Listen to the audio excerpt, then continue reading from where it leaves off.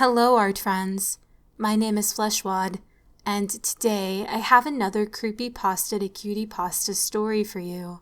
Today's character is none other than Laughing Jack. Before we get started, I do want to give a content/trigger warning. If you haven't heard of Laughing Jack's origin story before, it is very, very graphic. There are mentions of sexual, physical, and emotional abuse, as well as mentions of rape and murder, including, yes, animals, and children, and other humans. Your discretion is advised. Make sure to watch this video in the dark with the lights off for the best viewing experience. It's Christmas Eve in snowy 1800s London, England, and in a small house at the edge of town, there lived a lonely 7-year-old boy named Isaac. Isaac was a sad child, with not a friend to his name. While most children were spending time with their families and eagerly looking forward to opening the presents that were placed with care beneath the beautifully decorated Christmas tree, little Isaac spent this most holy of nights, alone, in his cold, dusty attic room. Isaac's parents were very poor. His mother was a strict crow of a woman who stayed at home and schooled Isaac. His father worked long hours down at the London Harbour to support his family, although a large portion of his earnings went towards purchasing and consuming copious amounts of alcohol at the end of his shift. Sometimes he would come home drunk after being thrown out of every bar in London and shout at his beloved wife, Isaac's mother. Occasionally, it would escalate to violence, and he would beat her savagely. Then when he was done, he'd force himself upon her in a drunken sexual rage. As it so happens, this particular night was one of those occasions. Isaac just remained quiet, quivering beneath his soiled bed sheets until the screams and loud bangs subsided. Once poor frightened Isaac was finally able to fall asleep, he'd dream of what it would be like to have a friend to play with, so maybe he could laugh and be happy like the other children of London. Luckily for little Isaac, this Christmas Eve marked a big change, when his abysmal loneliness caught the attention of a guardian angel, who then crafted a very special gift for the sad little London boy. As the sun rose on that Christmas morning, Isaac opened his eyes to find a strange wooden box sitting at the foot of his bed. With eyes widened in awe, he stared at the colorful handcrafted box, wondering who had left it. He was not used to receiving gifts, especially toys. What little toys Isaac did have were the ones he'd found abandoned in the street or washed up in the gutters. Isaac scooted up to the foot of his bed in front of the mysterious box and picked it up with both hands. The box was beautifully painted in colorful styles, with carvings of happy clown faces on the side. There was a tag on the box that simply read, "For Isaac." On top of the box was an engraved text. Isaac squinted his eyes as he sounded out the words. Laughing Jack in a box? He paused. Laughing Jack in a box? Isaac had heard of a jack in a box, but never a laughing jack in a box. His mind spun with curiosity as he grasped the box's metal crank. Isaac turned the crank, and the song of Pop Goes the Weasel chimed in rhythm with the crank's gyrations. As the song came to its climax, Isaac sang along with the final verse, "Pop goes the weasel." But nothing happened. Isaac let out a sigh. It's broken. He placed the box back down on the edge of the bed and shuffled across his small, dusty room to his dresser, where he changed out of his soiled sleepwear and into his usual tattered clothes. Suddenly, Isaac heard a loud rattling noise coming from the bed behind him. He spun around to witness the wooden box violently shaking. Then, without warning, the top of the box swung open, and a parade of colorful smoke and confetti bellowed out. Isaac rubbed his eyes in disbelief of what he was seeing. As the smoke cleared, there stood a tall, thin, multicolored clown man with bright red hair, a swirly rainbow-colored cone nose, and feathery shoulders that sat atop his raggedy and colorful clown outfit, the Technicolor clown spread his arms and excitedly announced, "Come one, come all, whether big or small, to see the best clown of them all, the one, the only, laughing Jack-in-a-Box." Isaac's eyes lit up. Who are you?" he asked. The colorful carny stepped down off the bed and with a happy grin said, "I'm glad you asked. I am Laughing Jack, your new friend for life. I'm magical. I never get tired of playing. I'm a whiz at the accordion, and I adapt and develop with your own changing personality. In other words, whatever you like, I like." Isaac looked up at the mysterious clown man. "We're friends?" he stuttered. Jack looked at the boy while cocking an eyebrow.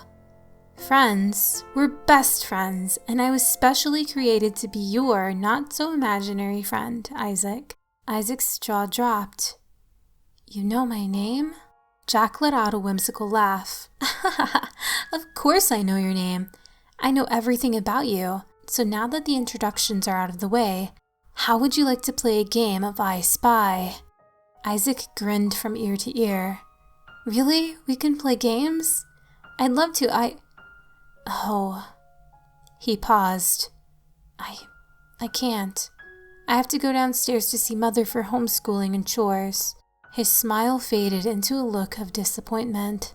Jack placed his hand on Isaac's shoulder and with a warm smile said, "It's okay. I'll be waiting right here for you when you get back." Isaac's smile returned as he looked up at his new friend. Just then, he heard his mother's shrill voice calling him from downstairs. "Well, I gotta go. I'll see you after I'm done, okay, Jack?" he said as he headed towards the door. Jack smiled. "Absolutely, kiddo. Oh, and Isaac?" Isaac looked back at Jack, who gave him a wink and said, "You should wear that smile more often. It suits you." Isaac grinned happily as he turned and walked out the door. All day, Isaac told his mother about the amazing, colorful clown man who came out of the magical box that appeared on the foot of his bed. His mother, however, did not believe a word of it. Finally, he persuaded his mother to follow him up to his room so she could behold Laughing Jack for herself. They walked up the stairs and Isaac swung open the door to his room. "See, Mother, he's right here." Isaac paused as he scanned the room that contained neither magical dancing clown man nor mysterious wooden box. Isaac's mother was not amused. She gave Isaac a glare so menacing it made his knees weak and his stomach sick. But Mother, he was..." Smack! Isaac's mother delivered onto him a swift, hard smack across his face. His eyes began to tear up, and his lip began to quiver, as he could feel himself about to break down. "You stupid, insolent child, how dare you lie to me about such childish idiocy? Who would want to be friends with a useless worm such as you? You shall remain in your room for the rest of the evening, and shall receive no dinner. Now what do you say, you ungrateful wretch?" Isaac managed to swallow the knot in his throat in order to mutter a reply. Thank you, ma'am." His mother glared down at him for a moment before leaving the room in disgust. Isaac kneeled over, burying his face in the side of his bed. Streams of tears ran down his cheeks and he began to weep. "What's wrong, kiddo?" a voice called out. Isaac looked over to the edge of the bed where Laughing Jack was now suddenly sitting beside him. Where were you?" Isaac muttered. Jack ran his hand through Isaac's hair to comfort him, as he softly replied, "I was hiding. I can't let your parents see me. Otherwise they won't let us play anymore." Isaac wiped the tears from his eyes. "Look, kiddo, I'm sorry I had to hide, but I'll make it up to you, because tonight we can play games and have tons of fun," Jack said, smiling. Isaac looked up at his vibrant pal and silently nodded, as a little smile began to form in the corners of his mouth. That night, Laughing Jack and Isaac played so many fun games. With a wave of his hand, Jack made all of Isaac's tin soldiers spring to life and march around the room. Isaac was amazed as he watched his toys move around the room on their own. Then Laughing Jack and Isaac told each other spooky ghost stories. Isaac asked Jack if he was a ghost, but Jack explained that he was more of a cosmic entity of sorts. At the end of the night, Jack reached into his pocket and pulled out an assortment of delicious candy. Isaac was in ecstasy when he popped the first colorful treat in his mouth, as it was his first time tasting something so sweet. Isaac had so much fun and laughed so hard that night that things finally seemed to be looking up for little Isaac. At least until the incident that occurred 3 months later. It was pleasantly warm and sunny in London that day, which was a bit of a rarity, so with the help of a certain not-so-imaginary friend, Isaac was able to finish his chores early and was allowed to go outside and play for a bit. Things started simply enough. The duo were back behind the house playing pirates when Isaac spotted the neighbor's cat sneaking into their garden. "Yarg, we got an enemy spy off the starboard bow," Isaac yelled, captivated by fantasy and imagination. "Yo-ho, I'll get some, Captain Isaac," exclaimed First Mate Jack in his best hearty pirate accent. Laughing Jack's arm stretched out across the garden and snatched the unsuspecting feline, who began to struggle quite vigorously. "Don't let him get away, Jackie, or I'll make you walk the plank," Isaac antagonized. Jack's grip on the cat tightened, and his arms grew and extended like anacondas, wrapping themselves around the wily feline as it struggled for dear life. Jack's arms just kept squeezing the animal, pressing the air out of its lungs. As the once dear house pet's eyes began to bulge out of their sockets, there came a loud snap. Jack quickly released the creature from his grasp as his lifeless, furry husk thudded against the ground. There was hushed silence as the two observed the cat's now twisted and mangled corpse. The silence was finally broken by an uproarious laughter coming from Isaac. "Wow, I guess cats really don't have 9 lives," Isaac exclaimed, nearly teary-eyed from laughter. Laughing Jack began to chuckle as well. "Yeah, but won't you get in trouble if your mother finds your neighbor's cat dead in her garden?" Isaac's laughter quickly subsided. "Oh no, you're right.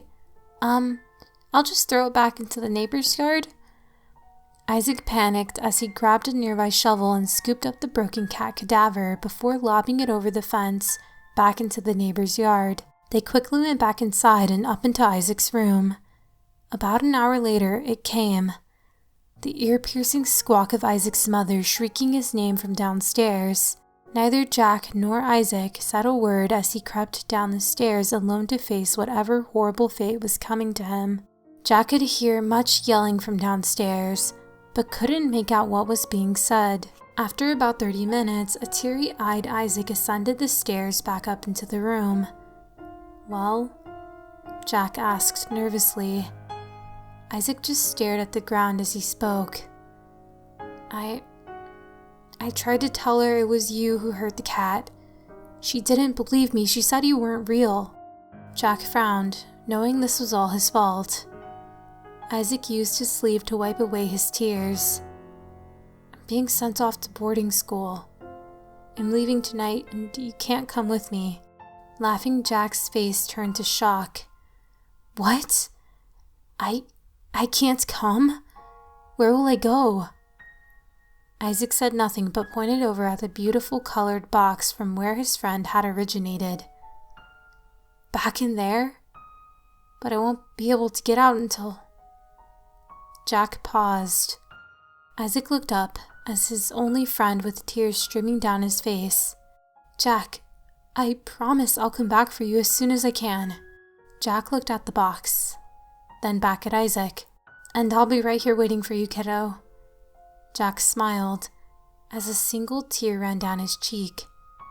He walked over to the box and, with a puff of smoke, was sucked back in, unable to be free until once again opened. That night, Isaac was sent off to boarding school. For the first time, Laughing Jack felt what it was like to be lonely. Even when trapped in his box, Jack was able to see the things going on around it. So each day he waited for his friend to return. And each day the room grew older and dustier. Laughing Jack's one purpose was to be Isaac's best friend for life. And now he had to wait day after day, month after month, to reunite with his special friend. Isaac's parents still lived in the house, but never came to the upstairs room. The only time they made their presence known was when Jack would hear them fighting. Still, Jack's life became one of solitude, loneliness, and disappointment. As years went by, Jack's once vibrant colors began to fade into a monochrome blur of pitch black void and stark white emptiness. Trapped all alone, eternal and hopeless. 13 years passed until the night Isaac's father came home particularly drunk and got into an argument with his wife. As per usual, things escalated to physical violence once again. However, this time, she didn't get back up. Isaac's father had beaten his wife to a dead, bloody pulp and was sentenced to hang at the gallows the next day. With both his parents dead, this meant that the now 20-year-old Isaac inherited the dusty old house he spent the earlier half of his childhood in. Laughing Jack was quite surprised when he heard his old friend's footsteps walking upstairs to the attic room for the first time in 13 years. However, it was not the reunion Jack had hoped for. Isaac looked different. Not only was he older, but he also seemed to possess this odd, grim look on his face. No longer was he the hopeful and curious young boy Jack had met all those years ago. Jack eagerly awaited Isaac's releasing him from the prison he had waited in for so many years. But still, Jack's box sat there, untouched and unnoticed on a shelf in the corner of the room, with all of the other dusty, unwanted knickknacks. Isaac had completely forgotten about his old friend, dismissed as some sort of early childhood fabrication. Surprisingly, this made Laughing Jack feel nothing. He was hollow. 13 years of waiting and disappointment left the monochrome clown void of sorrow and self-pity. Jack remained in his box, colorless and without emotion. The next day, Isaac went off to work at his job as an upholsterer, doing furniture repairs for the good people of London.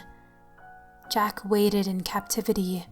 Hours later, a drunken Isaac returned home and stumbled up the stairs to his room. But this time, he had a friend with him. It was a lady friend Isaac had picked up at the bar earlier that evening. She was beautiful, with flowing blonde hair, sapphire blue eyes, and a smile that could make hearts melt. Laughing Jack's attention was drawn to Isaac's guests. Who is this? A new friend? Why does Isaac need new friends? I thought I was Isaac's only friend. Jack thought to himself from within his hellish confinement. Isaac and his lady friend sat down on the bed and chatted about life in London. Isaac made a joke about the weather and they both laughed. Laughing Jack hissed with envy over Isaac's new friend. Isaac and the girl looked deeply into each other's eyes as they leaned in for a kiss, locking lips with a passionate swirling of tongues in one another's mouth. Jack was perplexed by this strange display of affection, for he had never seen kissing before, and as the kissing grew more intense, Isaac ran his hand along the girl's smooth thigh and up her dress. However, his guest just brushed his hand away. Isaac was persistent though, and once again ran his hand along her smooth thigh and up her skirt, this time placing his hand upon her silky undergarments. The woman took great displeasure with Isaac's sexual advances and pushed Isaac away before delivering a hard smack across his face. Isaac's eyes darkened as he glared at the woman. His once drunken passion turned into booze-fueled anger. The woman's heart sped up as she saw Isaac's face boil with rage. "Stupid!" Isaac yelled as he smashed his fist into the girl's face. Laughing Jack's eyes widened as he witnessed the long streaks of red liquid gushing from the girl's nose. "What game is this?" he thought, his eyes aversion to such violent sights. Isaac firmly clutched the girl's wrist with one hand as he tore her underwear off with the other. The terrified girl tried to fight back, but Isaac was overpowering her. He roughly fondled her breasts, before savagely grabbing her hair and forcing his tongue down the sobbing young woman's throat, who responded by chomping down as hard as she could on Isaac's tongue. Jack watched with wide and curious eyes as his old friend released his new playmate and clutched his mouth as it filled with warm red blood. The frightened girl fell off the bed and dropped down on the floor as she scurried towards the exit. Isaac quickly lurched forward and was able to catch his fleeing plaything by the end of her dress. Reaching back, he wielded a lead candlestick off the nightstand behind him, and with all of his might bashed in the young woman's head, which burst open like a ripe watermelon. Thick blood splattered across the room as the girl's body convulsed on the ground for several seconds, before going completely still. Blood was everywhere. Some droplets even managed to get on Laughing Jack's box, who was very much enjoying the show. For the first time in 13 long years, a smile began to creep across Laughing Jack's face, and all of a sudden a chuckle escaped his cold lips. Then another, and another, until Laughing Jack was cackling and howling with laughter from inside his sealed box.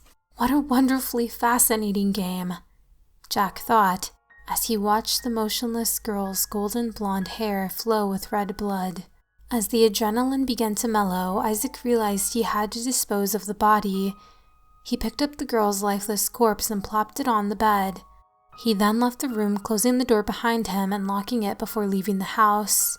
He returned almost a full day later and re-entered the room, bringing with him a metal garbage can and his bag of upholstery tools from work.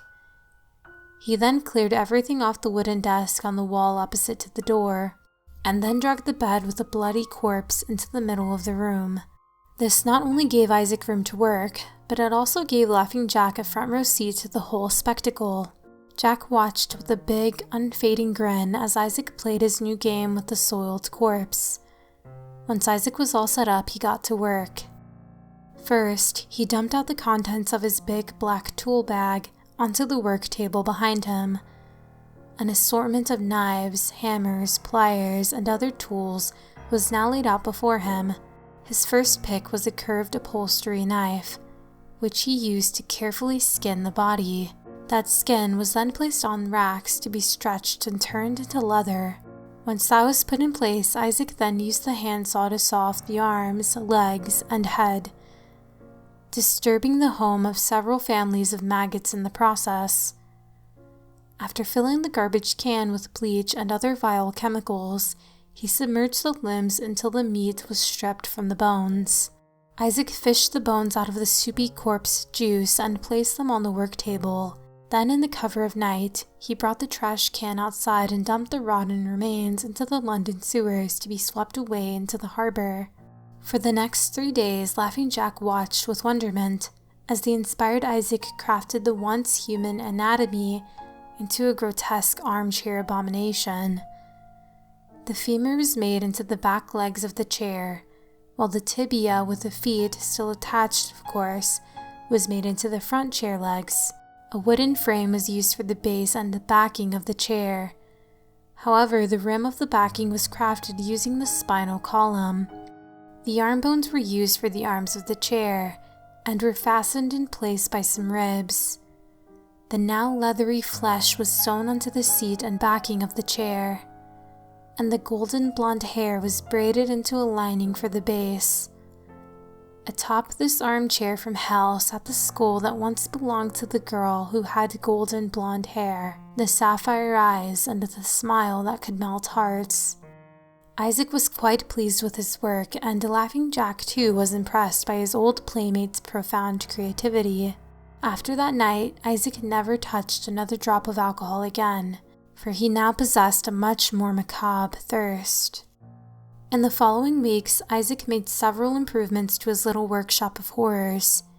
He removed the mattress from the bed and put a row of thick wooden planks in its place, and then he fastened arm and leg restraints to the bottom and sides. This would mean he would be able to entertain his guests for a longer period, without them trying any rude escape attempts. Isaac needed only one final thing before planning another grotesque party. He worked on it for a week straight, hand carving it out of wood. After a coat of white paint was applied, Isaac's creation was complete. It was a wooden mask, resembling something one would wear at a Venetian masquerade ball. It had a furrowed brow and a long troll-like nose, and would allow him to strike fear in the hearts of his beloved guests. With his new face complete, and the room transformed into a bloody murder nest, it was finally time for Isaac Lee Grossman to bring home a new playmate. That night, Laughing Jack watched as the masked Isaac Grossman stomped up the stairs, carrying with him a large burlap sack with his new guest writhing within. He dumped the bag out on his torture bed, and out plopped a bound, gagged, and very frightened young boy, probably only 5 or 6 years old. Isaac quickly undid the boy's bindings and held him down as he restrained his hands and feet to the steel bed frame. Tears streamed endlessly down the boy's helpless little face as Isaac laid out his tools on the workbench.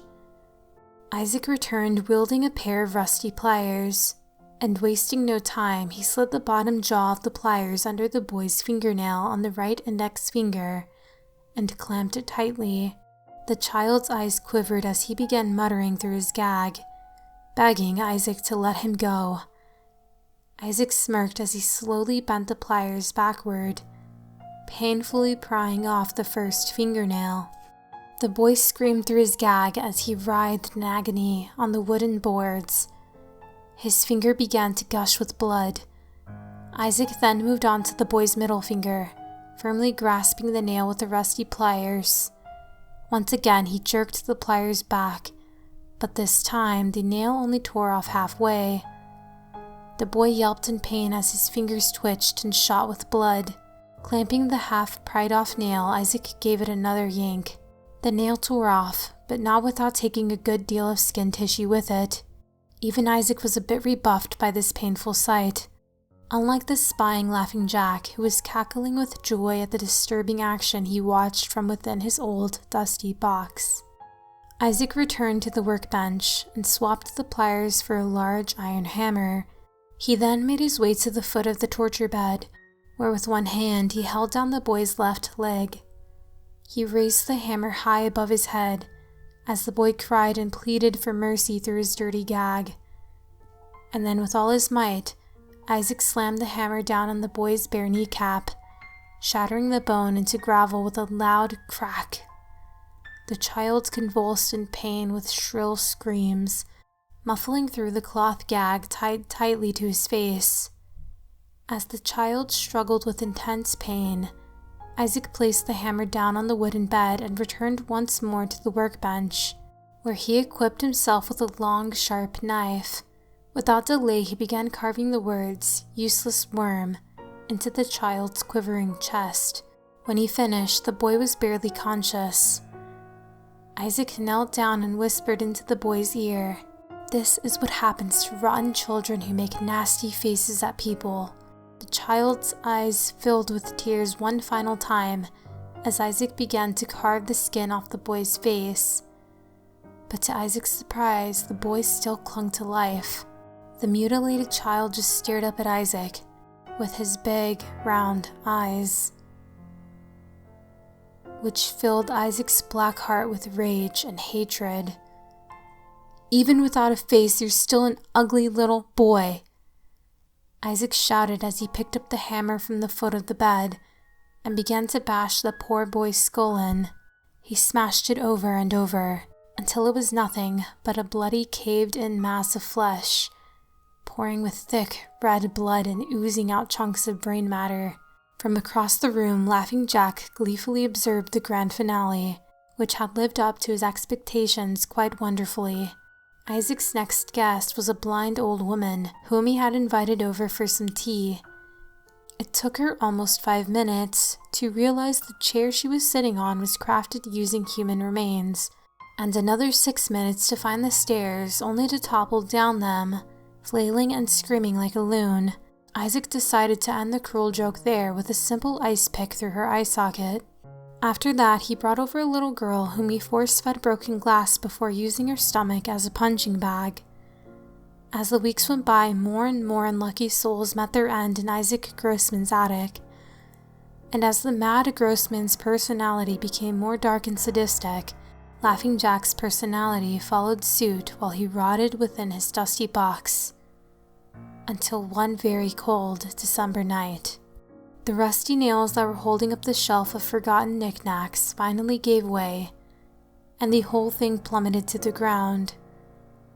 Isaac heard the loud thud from downstairs and decided to climb up to the attic to investigate. He walked across the blood-stained wood floor of the attic, over toward the fallen shelf.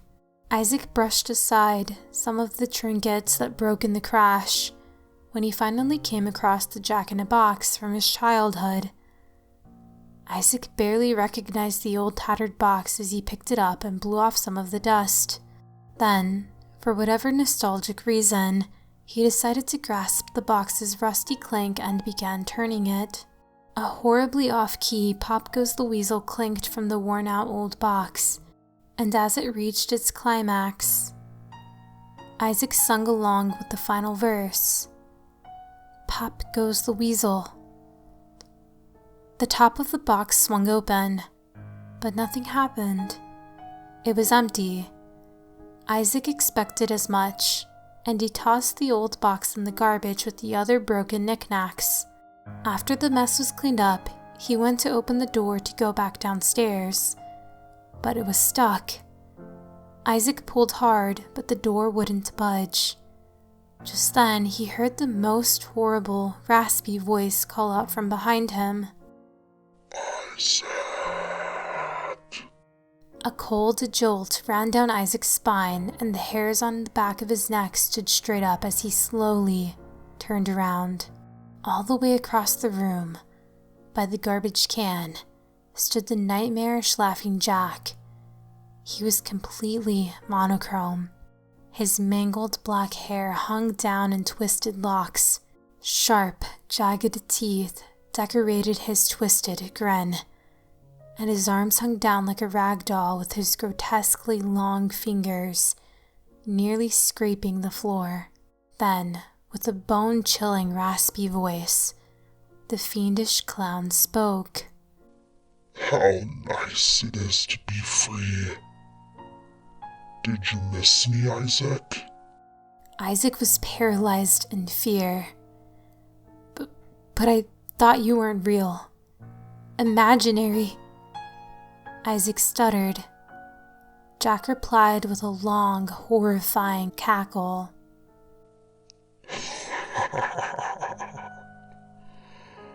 Oh, I'm quite real, kiddo.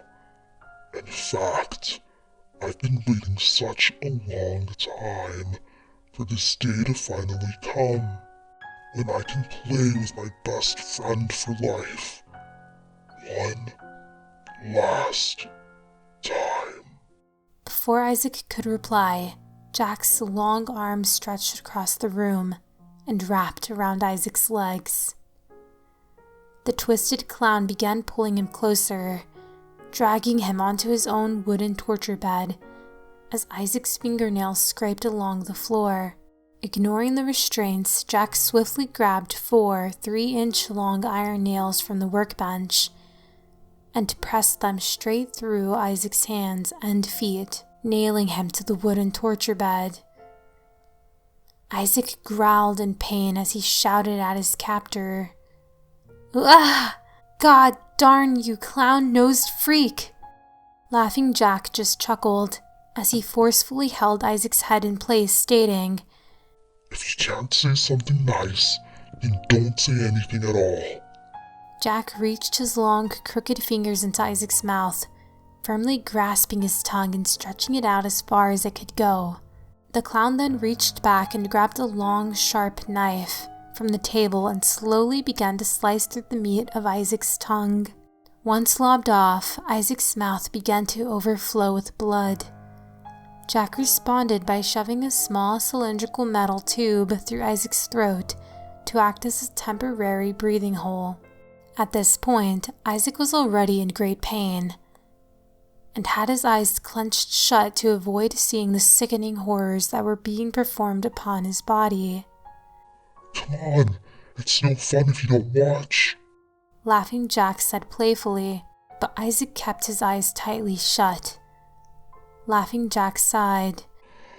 Suit yourself. Jack then forcibly held open one of Isaac's eyes.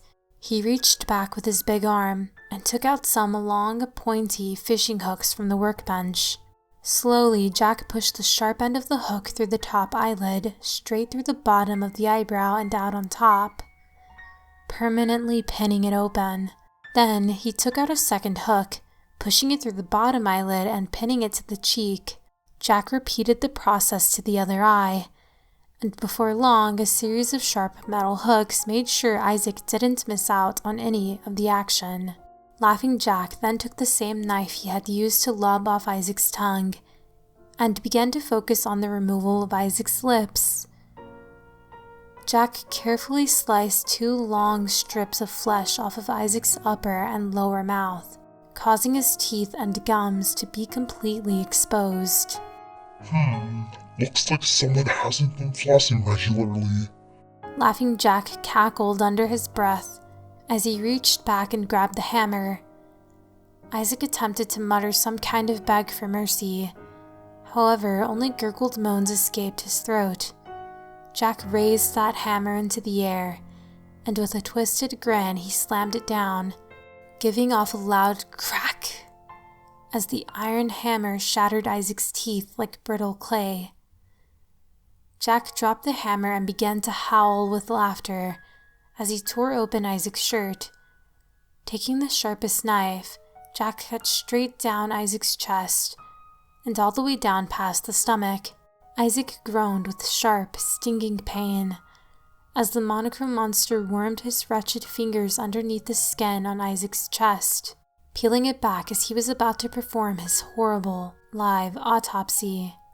First, Jack began to pull out Isaac's intestines in the same manner a magician would pull a series of colorful cloths out of his pocket. Then, after snipping off a small length of intestines, Jack pressed one end against his cold, black lips and began blowing air into the foul organ. Once inflated, he twisted it up into the shape of a poodle and with a loud chuckle exclaimed, I can do giraffes too. Isaac remained still in pain and shock as the clown creature gently placed the macabre balloon animal beside Isaac's head. For his next trick, Laughing Jack reached deep into Isaac's open stomach cavity and yanked out one of his kidneys. Holding it in his hand, Jack turned to his captive friend and shrugged, stating that Kidneys really aren't my thing. Tossing the organ aside, Laughing Jack noticed that Isaac was beginning to drift into death. Feeling tired already? Why? We're nearly at the grand finale. Laughing Jack exclaimed as he reached into his sleeve and pulled out a long adrenaline needle. This ought to perk you right up. Jack shouted as he slammed the needle into Isaac's retina and injected the liquid into his right eye socket. Jack wiggled and twisted the needle further into his old playmate's eyeball as Isaac was reeled back into life, to the feeling of a sharp needle scraping the back of his eye socket. With a sinister chuckle, Jack yanked the needle out, pulling the eyeball out with it. Isaac's right eye now hung out of its eye socket by the eye stalk as it dribbled down the side of his face. Jack smirked. Well, now that I have your full attention. The insidious clown then took his long, crooked index finger and poked a hole in Isaac's stomach. Jack lowered his head down towards the open chest cavity and stretched his mouth wide open. Within seconds, a torrent of filthy cockroaches started crawling out of the clown's gullet, spilling onto Jack's open chest. Each vile roach crawled and pushed its way into the small opening in Isaac's stomach, filling it from within full of disgusting, writhing bugs. As his stomach became bloated with bugs, the roaches began to scurry up his throat, squeezing their way out of his mouth and nasal cavity. Isaac was inches from death when his captor kneeled beside him and spoke into his ear. It's been a blast, kiddo, but it looks like our time together is about up. No need for tears, though, because I plan to spread my friendship to all the lonely kids of the world. And with that, Laughing Jack reached into Isaac's chest and yanked out his still-beating heart. As his life bled out on that cold wooden bed, Isaac's life flashed before his eyes.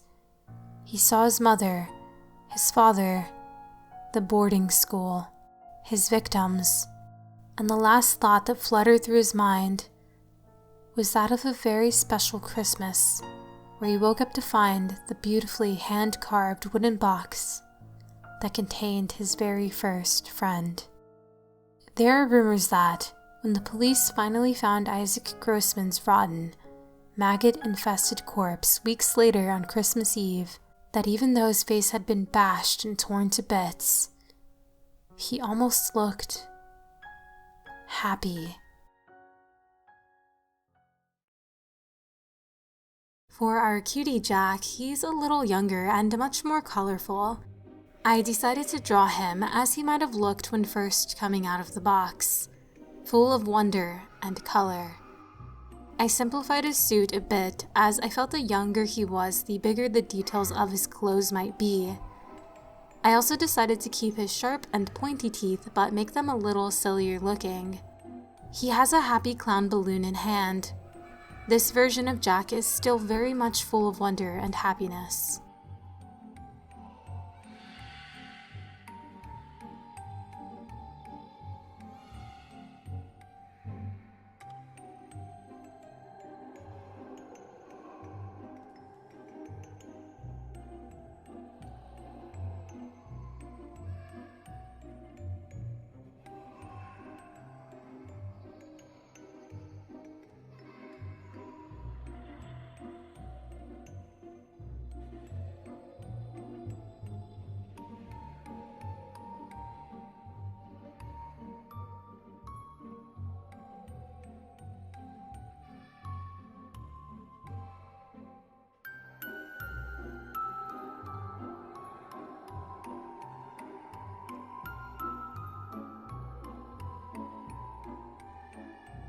Here's the creepy version of Laughing Jack along with the cutie version.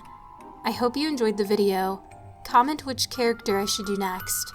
And if you're still watching, please comment your best, creepiest New Year's creepypasta for my next video. Thank you so much for watching. Until the next video, bye!